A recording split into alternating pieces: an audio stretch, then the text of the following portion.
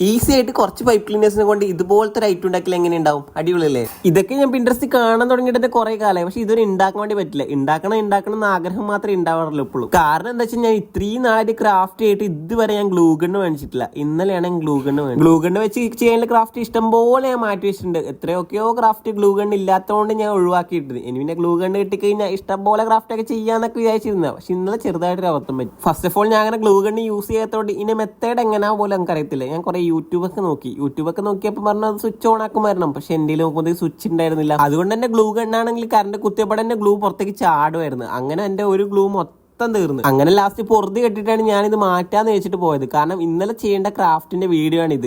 ഞാൻ ഇന്ന് ഈ പുതിയൊരു ഗ്ലൂ ഗണ്ണ് വെച്ചിട്ടാണ് ചെയ്യുന്നത്. കാരണം ഇന്നലെ ചെയ്തിട്ട് പകുതിക്ക് വെച്ച് ഞാൻ ഫ്ലോപ്പ് ആയിട്ട് നിർത്തിയിട്ട് പോയതാണ്. എന്നിട്ട് ഇന്ന് ഞാൻ പോയിട്ട് പുതിയ ഗ്ലൂ ഗണ്ണ് വെച്ചിട്ട് ഈ ക്രാഫ്റ്റ് എങ്ങനെ കംപ്ലീറ്റ് ചെയ്യാനോ ആവോ നോക്കി. ലാസ്റ്റ് അങ്ങനെ ഫൈനലി നമ്മളെ ക്രാഫ്റ്റ് അങ്ങനെ കംപ്ലീറ്റ് ആയി. എനിക്ക് ഈ ഫ്ലവറിനെ കുറിച്ച് ഒന്നും പറയില്ല. നിങ്ങൾക്ക് തന്നെ കണ്ടാൽ മനസ്സിലാവും എത്രത്തോളം ക്യൂട്ടാണ് ഇതെന്ന്. നമ്മളെ ടേബിളിലൊക്കെ വെച്ച് അവിടെ തന്നെ ഇരിക്കും ഇത്. അത്രയും ഗൈസ്, വീഡിയോ ഇഷ്ടപ്പെട്ട ലൈക്ക് ചെയ്യാൻ മറക്കണ്ട. ബൈ.